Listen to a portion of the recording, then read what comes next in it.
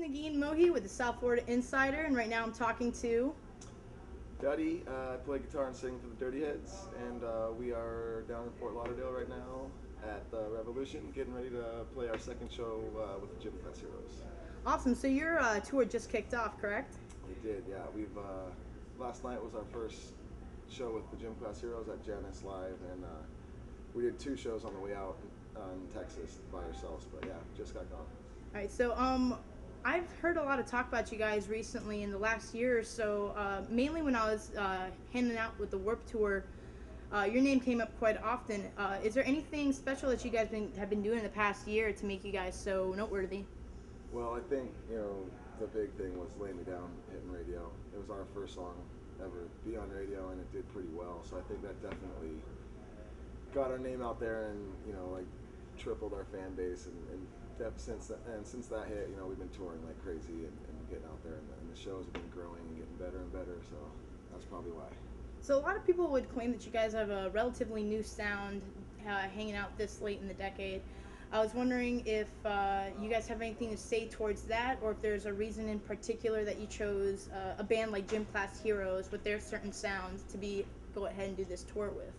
Well, that's one thing we love about our music is we feel like we're able to tour with a lot of different style of bands. We don't have to just tour with the one kind of band that's in our scene. And it allows us the chance to tour with bands like Gym Class Heroes, or we had New Politics, or Sublime. They're all different bands, and it's great because we get to get the new crowds that probably wouldn't have seen us. So it's a great way to grow your fan base for sure.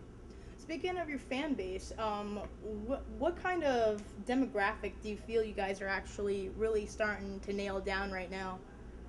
We have a very broad demographic as far as age goes. We'll see, 10-year-old kids in the crowd with their 40-year-old parents, and they're both, rocking out, and they're both fans, and that's awesome. But, I definitely think, there's a lot of teenagers and, early 20s and stuff. Awesome. So with this tour right now, what are you guys out here to promote? Ourselves, our music, yeah, pretty much. We have a new single, "Believe," that's on the radio, so we're out, somewhat promoting that when we do little radio stops, but also just getting ready for our release of our new album next year too. All right, so right now you guys are currently on a North American tour, correct? Yes. Yeah.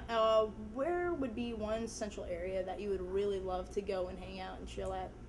We've always wanted to go tour in Australia. We think that would be awesome. That's the spot that's where we want to go the most. Yeah, I've done a lot of bands who play the Soundwave tour. How does that sound?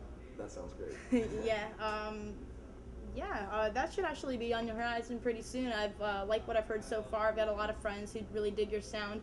Other than this tour coming up right now, is there any kind of special My One Wish kind of tour that you guys would have in mind?